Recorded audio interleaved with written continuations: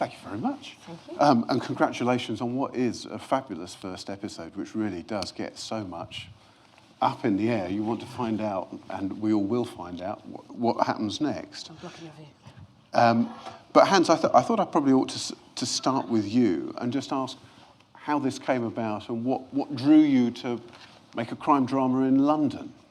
Well, it was actually, it's all due to Nicola, really. We met in Turin, and we talked about the bridge and about remakes of TV shows, and she was at Sky at the moment doing The Tunnel, which is a remake of The Bridge. And the panel was quite boring, but the dinner afterward was really fun.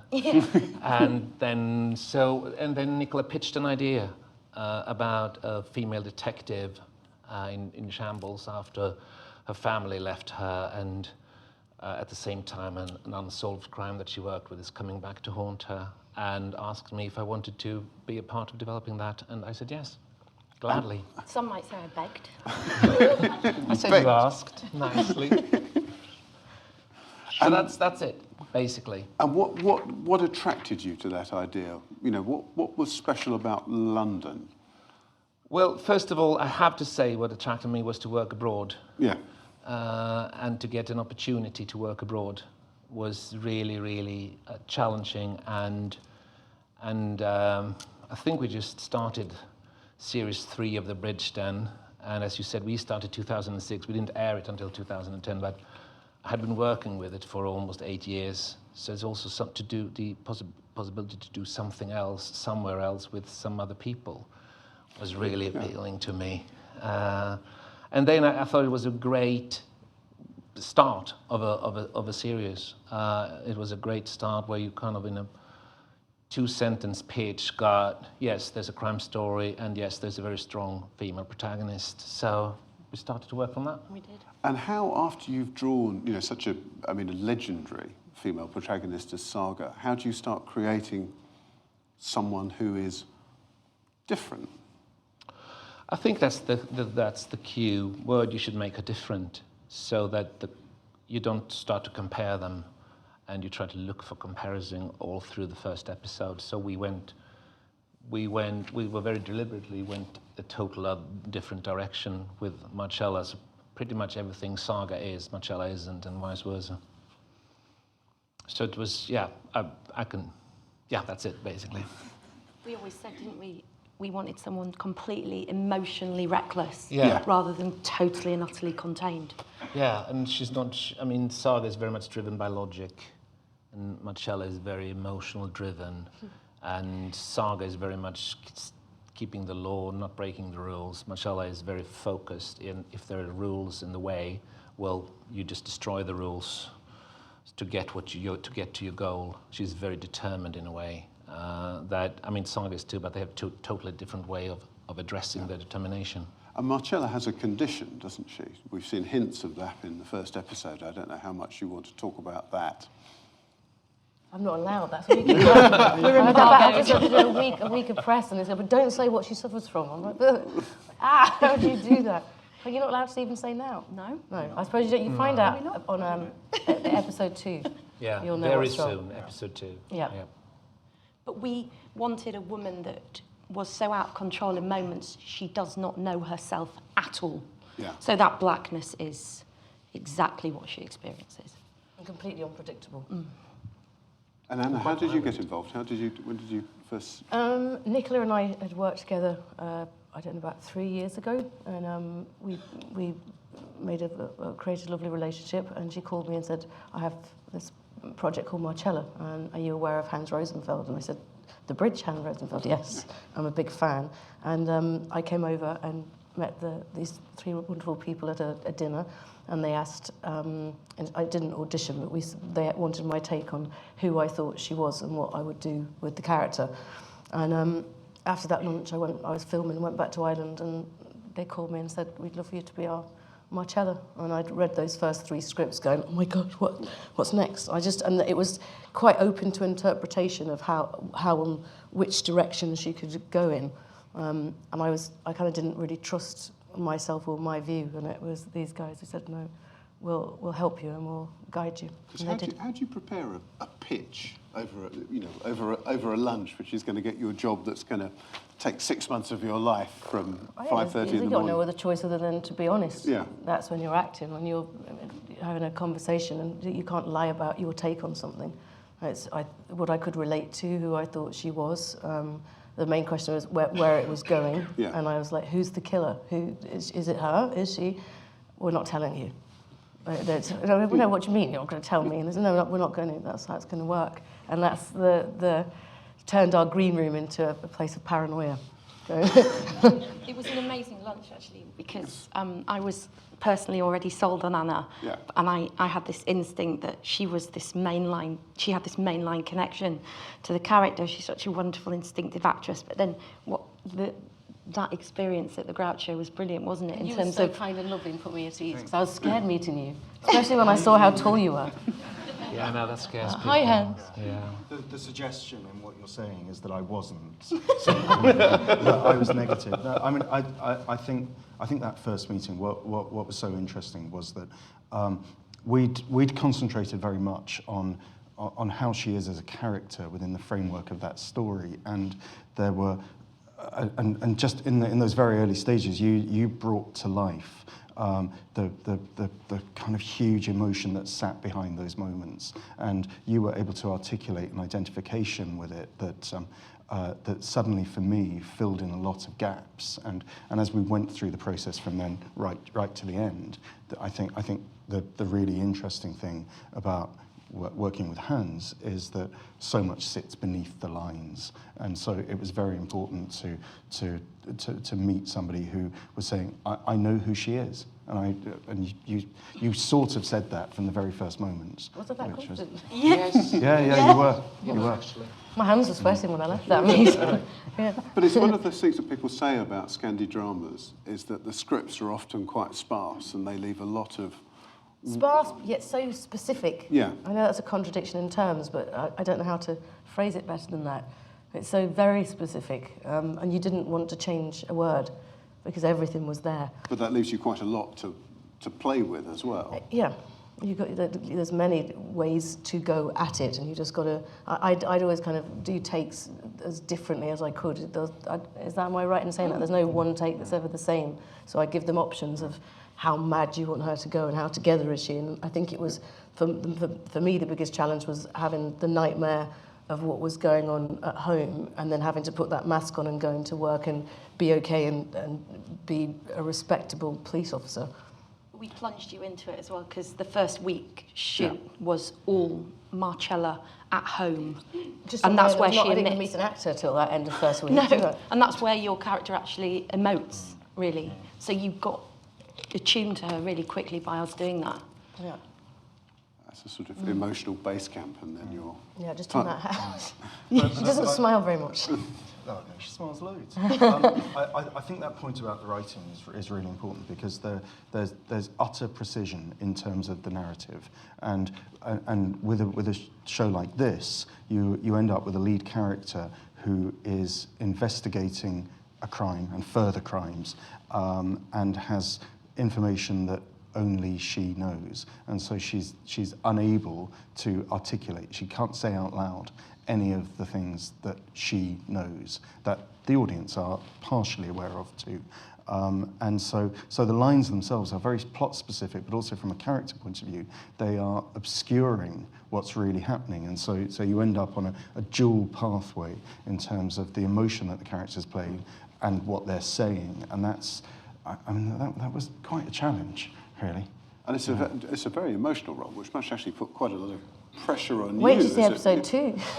That's like, wait to see where we go. It gets more and more and more emotional. Yeah. That's my job. That's your job. You do it very well. Thank you. But, I mean, one of the interesting things for me watching it is it's very much, you get a feel of contemporary London about it. And I wonder how much of that you wanted to bring to it. Because you look at the bridge and Sweden and Copenhagen are sort of bleak, brown places full of derelict buildings. And here you're on the top of the building behind Tate Modern, looking at that fantastic vista of steel and glass. It's great, isn't it? It is. And you shot some nice places too. Yeah, I did. Well, I wish I could take credit for that. Like I had a strong visual idea about the show and said, this is how it should look. This is how we should capture London to make it feel vibrant and alive. And I had very little to do with that. There were so many talented people who put that together for us.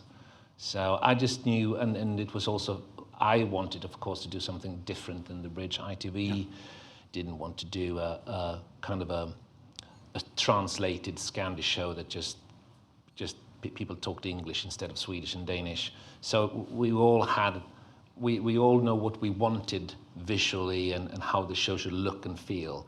But I was not the man putting that together, I have to say. Very modest.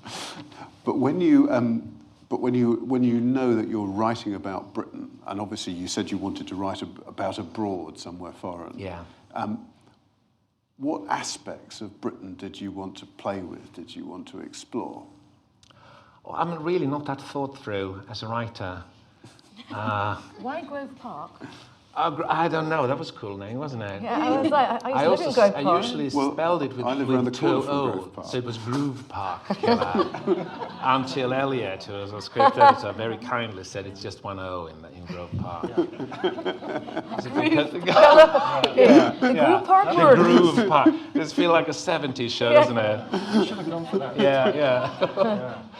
So now I really have to say I don't think that much when I write. I think about the plot. I think about what can we do, what do we know, what does this person know, and I play it out in my head. But Do you use I don't really think ahead in terms of themes and what do I want with this, and I'm not that thought through as a writer. I'm writing very much on intuition, and then I'll look back and say, oh yeah, we did that there, I can use that here, that's good, that was a good idea back then, so it really pays off now. But all of that is not planned when we start writing, so it's so I wish I could say I wanted to show aspects of Britain, but I really don't have that in me. He's very humble. Well, no, we did have these amazing chats about, you wanted to write in a massive metropolis that's overpopulated, beautiful, but yet really violent in its moments. And we knew when we began building the multi-perspective aspect of the show, which was something that you pushed very quickly, that we wanted to show from the top of the people in the city that live literally in the sky, like the Gibson family, all the way through to people surviving. Yeah, that's true. Fighting for their survival, and then the tension that creates in this city. And I was coming in every morning complaining about the bloody building work everywhere, and so and that was a theme that emerged as well. And so, but I think that is one of them. I think that is, if you come as a foreigner, as I do, I think that is one of the thing. If you go away from the really tourist sites, the thing you remember from London is that there are new skyscrapers and there are cranes everywhere. Yeah. That's kind of what you bring back from London as a tourist. Yeah. And if you're here with like 6 months apart, there's always a new building somewhere. Come to London in 10 years. Yeah. Count the cranes. But you've also got you take people into the world of business as well. Yeah. Because you've done that in The Bridge, and that's something which is, I don't think, too common in British crime dramas. Well, this was the DTG construction thing. No, it was just a very good, since it's very much, as I say, when you come as a foreigner to London, you think a lot about they're building things everywhere. So that is a good place. It seems like a very well, it seems like a lucrative business to be a developer and a builder in London today. And we wanted to have this, as you said, we wanted to have someone really, really high up. And then why not have a construction company? And why not have Jason working there and sleeping with the daughter of the founder? Well, she's not actually the founder, but Dave was the founder. That's the D in DTG. So yeah, well, I think it's good. I think it's good for drama. Actually, workplaces are good for drama, and we have a police station. But then it's good to have and now the location for it, and high corporate business, lots of money, and a lot of people do a lot of stupid things to get more money, and that's quite useful as a crime writer. Because I mean, Anna, I was going to say, I mean, at the moment we seem to be sort of living in an age of strong women characters. You've just had Sarah Lancashire in Happy Valley. You've had Keeley Hawes in Line of Duty. And did you sort of pick up this script and think, bingo, I've got another one here? No, I thought, God, that's a lot to live up to. How can you do it differently when it's been done so well before? And I think the only way to do that is to have your own interpretation and not try to not make comparisons. I'd loved those performances. Do you think there's something about crime drama which actually gives women a much more central role? You know, it's not, they're active, but almost by definition, they're at the heart of a drama. They can't be dismissed as wives and girlfriends and all those parts which people have railed against over the decades. Well, how much longer could we have gone on having parts for women that were purely an accoutrement? Yeah. I think a light has been shone on female actors and given that platform, and it seems to be via a detective. I don't know why that is. You might be able to answer that more, but I think because you have to be strong. You're dealing with death and murder, and no matter what's going on in your private life, you've got to do your job well. You can't not turn up to work. I don't really know how to answer that any more than that. Can you help me with that? I mean, why is it? I think that for me personally, as a female producer, I'm interested in women's stories. Yeah. And I was massively interested in a woman that wasn't defined by being a wife or a professional, because all women can be everything. And we talked, didn't we, a lot about the tension between, you know, you're feeding your job, but then you fall in love and maybe you have to take your eye off the ball and you feed the need to create a family unit. But this woman is everything at once. And she's trying to do the best she can. And that unique sort of point in your life, you know, mid to late 30s, where you're trying to achieve in everything, and yet something can still fall apart despite your best efforts. That's just a female endeavour. Yeah. But we needed to make her a detective so that we had an amazing plot, you know. No, because the themes of a woman being junked for a younger model, the themes of a woman coming back to work after children. And choosing love instead of a career. And then that's the biggest difference, is that she thought, no, I love my man and I love my family more than I love my work. And then to be told, the only thing that stopped her from continuing that was to be told very coldly, I don't love you anymore. I think nobody ever wants to be in that situation. No. And a very heartfelt performance at the start. We love the fact that a detective cannot detect what's going wrong in her own private life. She simply didn't pick up any of those clues. But she is a bit mad. I don't blame Jason, actually, wherever you are. Kind of. Because do you prefer writing women, Hans? Yes, I do. Yeah. Why is that? I don't know. It just happened, I'd say. I've always. I think it comes easier for me. But I have far more female friends than male friends as well. I spend a lot more time around women than I do with men. And so it's just, I like to write female characters, I like to write male characters as well, but I'm more interested in creating female characters and make them lead. Thanks. Yes. And Nicola, you presumably jumped on that, because it sounds like it was a very close collaboration. Oh, how do you work? I was a bit besotted with Hans, because it was such an exciting notion to work with a writer that hadn't worked in the UK before, but was proven on a global stage. And then it was very quick that we became this triumvirate that collaborated on story, to be able to kind of bring out the best in each other, I think. All I ever wanted to do was empower Hans to write and protect him from anything that he didn't know, i.e. where Battersea is. You know, I can fill in those sort of gaps, and then also empower Anna to perform out of her skin, which was, you know, a You 5 helped month. me so much. You were so supportive. I wouldn't have been able to do it without Nicola. Tony, you were lovely too, but you did. You held my hand. You weren't there quite as much. Nicola did hold my hand every time I go, I'm so depressed, it's so hard. She's like, come on, you can, you can. So thank you so much for all your support. Thank you. We're having a love-in right now. It's a big, I love you. No, because I mean, what I also wonder is just how complicated is the story going to get? Because you've set up about 5 different lines in that first episode. Yes. You demand. There's more to come. Yeah. Quite a few more to come.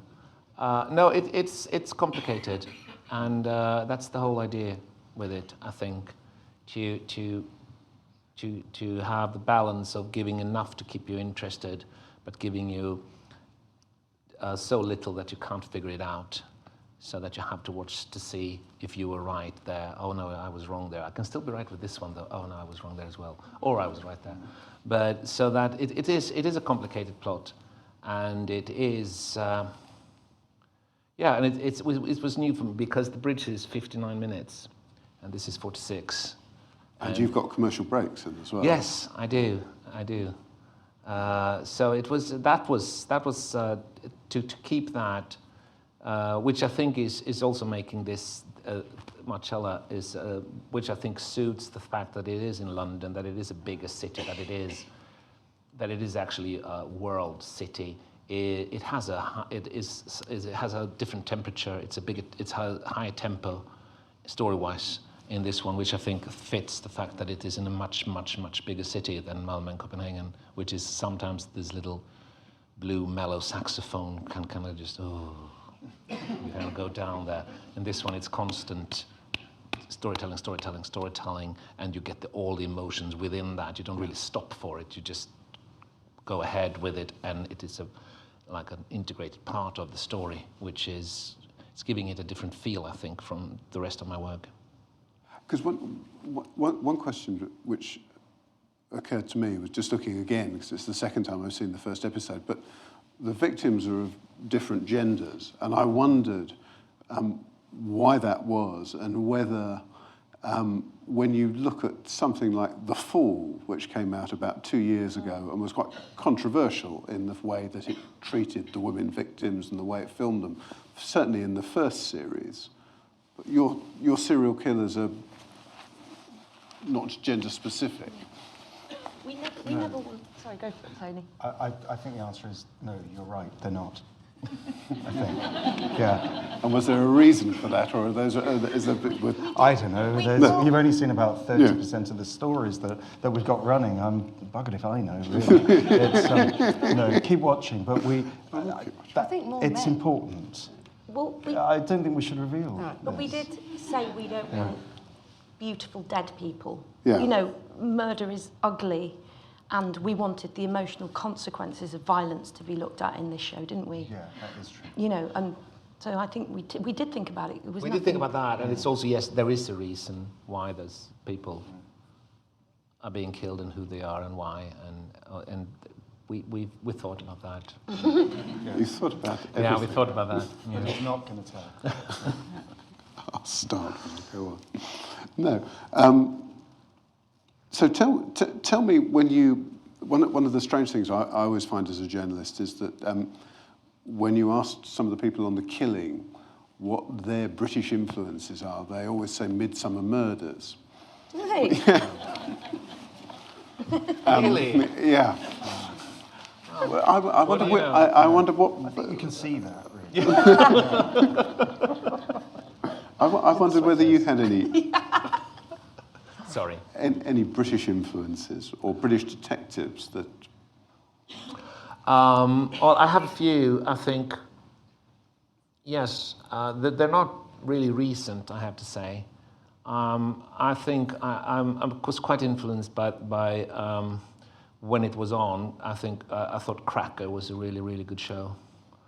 Prime Suspect, of course. But then my favorite, I think, when it comes to, but that is also because I think it was the darkest one of them, was Wire in the Blood.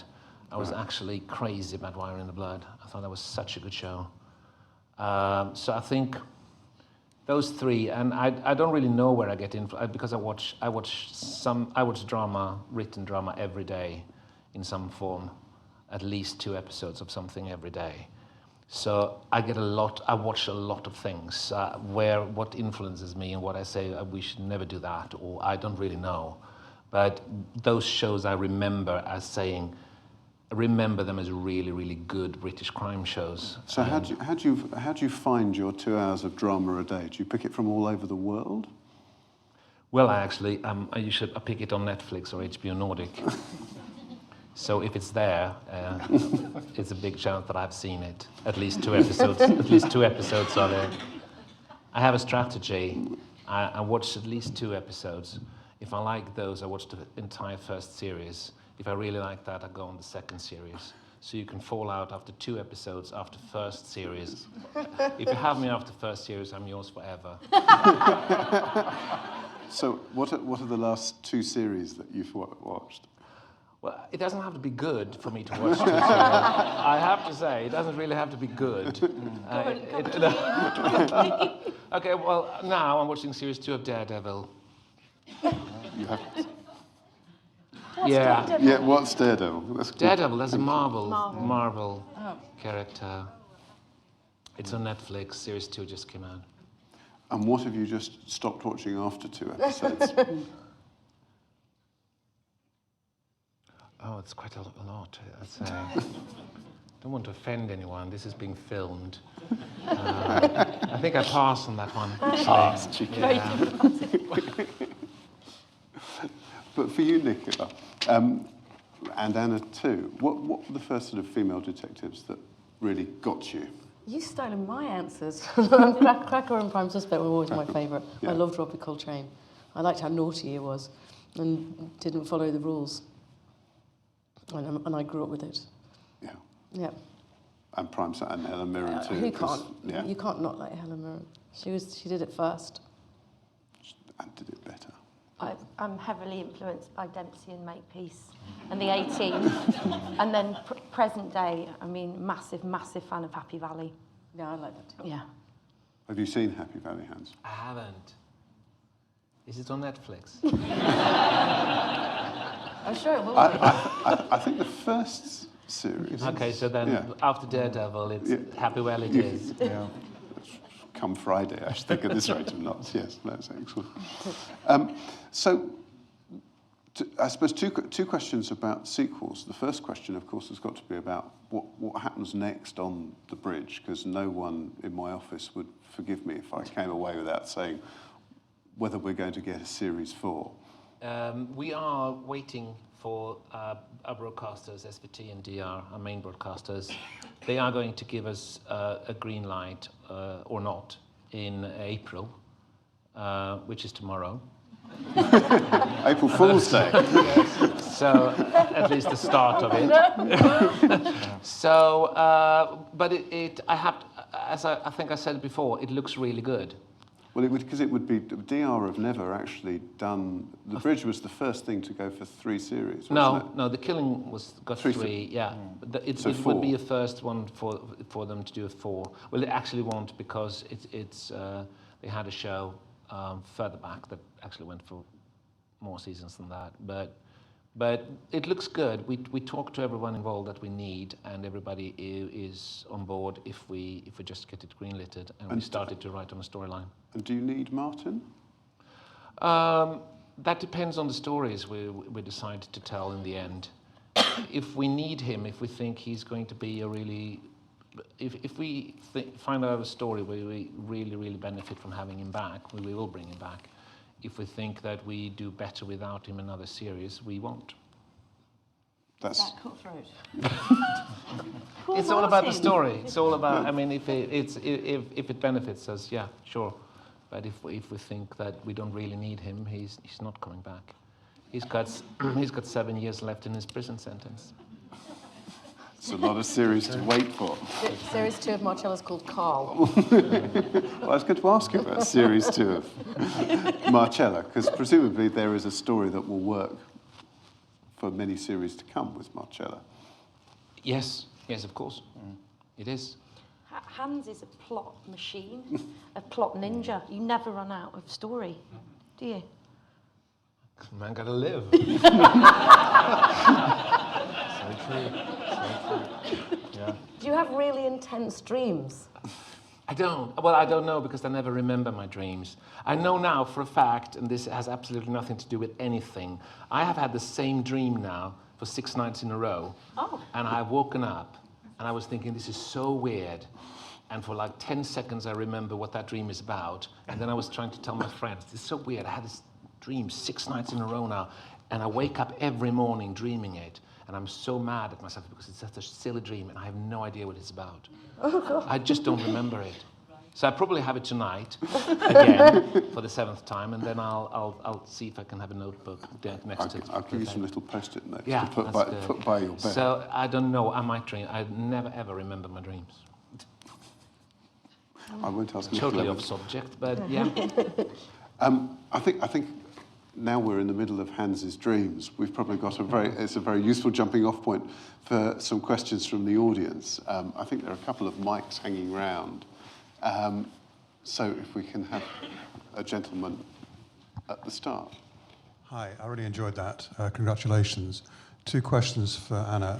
One, when you finally discovered the truth of the series and you discovered the full nature of your character's actions, what was your reaction to that without giving too much away about what the outcome was?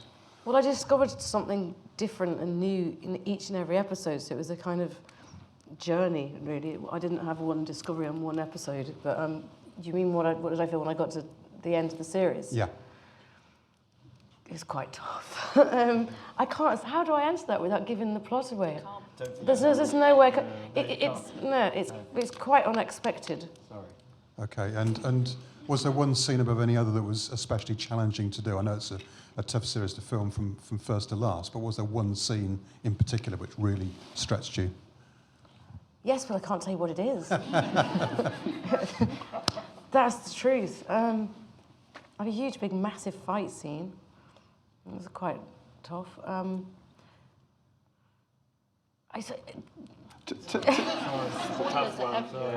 You'll get it out of me, so just don't ask me. Okay, thank you. Hi, it's a question for Anna. How hard is it to detach yourself from the character when you not go home and feel depressed because she's quite complex? I think the 2-hour car journey I had back from London to Windsor gave me time to chill out and let that go a bit. And then when I've got my gorgeous little girl at home and I walk in and see her, she doesn't want to see a depressed mummy. Sometimes you see a tired mama and say work's been hard, but she's very understanding and she gives me a big cuddle and says, come here, and then the work stays at work. Sometimes it gets you down. She had me on the phone in a few tears, a few evenings. And did you have to do any research into mental illness characters because you made her really believable from the offset? Oh, thanks. We went to a police station about 3 weeks before we started, and then I met several times with a detective called Liz, who was incredibly glamorous. You put the 2 of us together, she looked like the actress, she's very, very good at her job. I found her quite fascinating. Her strength and her ability to detach from her job and her life. And then ask these guys lots of questions, because it was ever-growing, particularly because I didn't know if I'm guilty or not. I'm like, what is this woman capable of? And the answer was, well, she's capable of anything. I think that was the most challenging part about the role of how to go at it, of how dark is this woman. Because how far ahead did you get the scripts? Because you kept the plot lines back. Yeah. I had the first 3, and I accepted the role, and then I think as we obviously we didn't shoot it in sequence at all. That was one of the biggest challenges. Like week 1 or day 1, we did episode 1, scene 22, and the next scene was episode 3, scene 56. So and if you see, there's so many different threads. So to keep that all in your head, we had a wonderful script supervisor who made me this little Bible. So I'd literally be able to go, right, where have I been? I've done that, so that you'd know when you're entering a room with what energy you've got to, and when you're leaving. I said that was one of the most challenging parts. I think we got block 2 at Christmas, so we had the Christmas holidays to kind of to look at that. So we had about 10 days, and then block 3, 5 weeks after that. And how much notice did you get for the... They're all really secret. I got really pissed off when Makeup had it before me. I was like, what happened? What's going on? And they're like, well, we need to prep.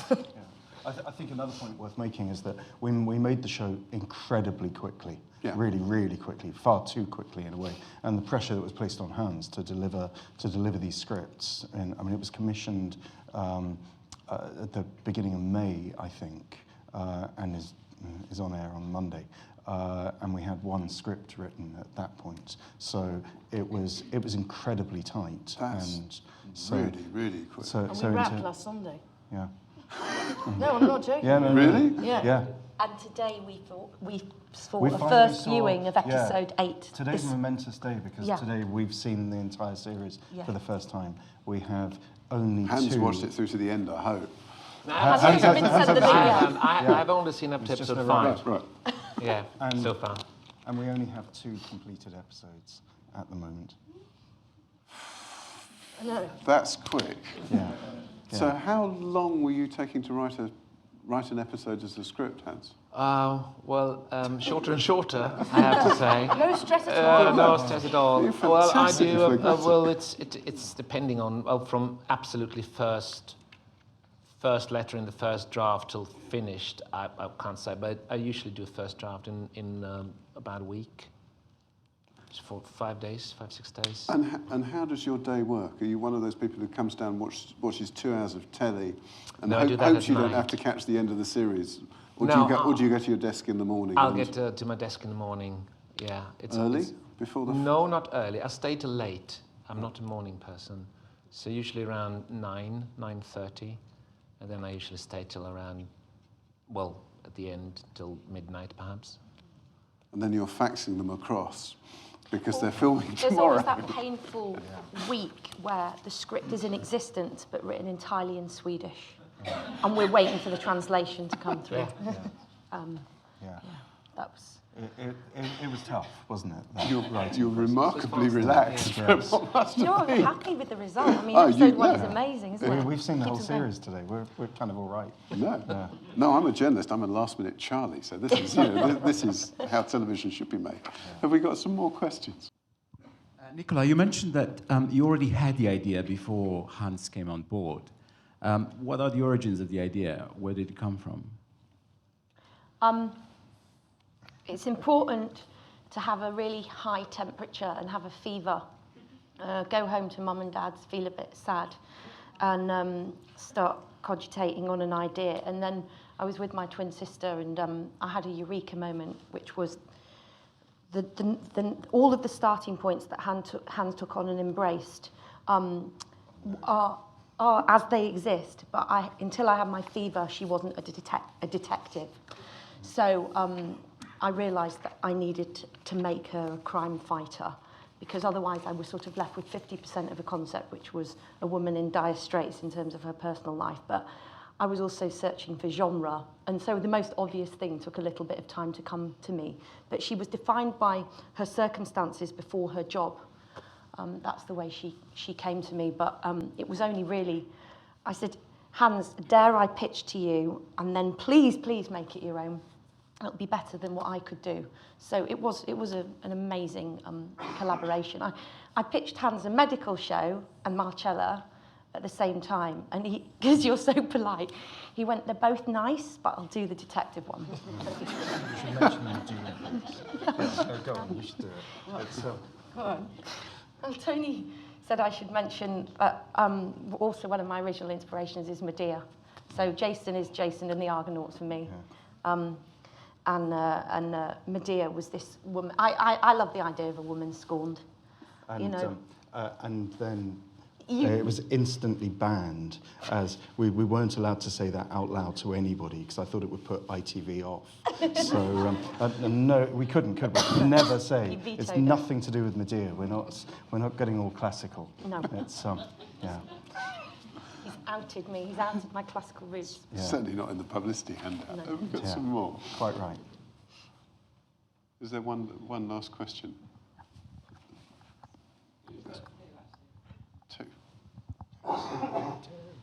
Hi, Hans. A question about the police side of it. Do you have a contact that you go to for your insider information? About the police work? Yes. Well, we have both on the bridge and on Marcella, there is a police officer reading the scripts, who is, and both of them are really, really good because they know that we have to do, this is not reality, this is drama, this is fiction. So they tell, especially the legal system in England is quite different from the one in Sweden. So I had really a lot of help from Chris, who is our contact here.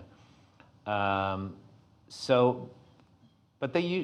yes. So the answer to that is yes. I do have a contact in Sweden and in Sweden, Denmark, and in UK.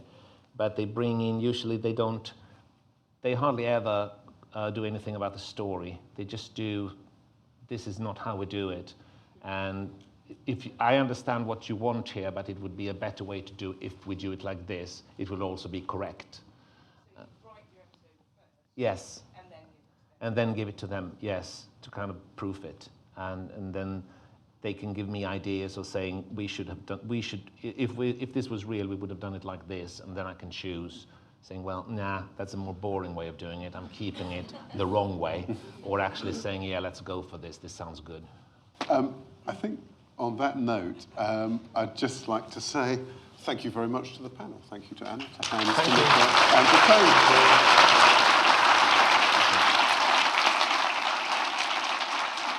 It's been a real privilege to see the first episode, and it's a stormer. Thank you very much indeed. Thank you. Thank you. Thank you. Great. Thank you.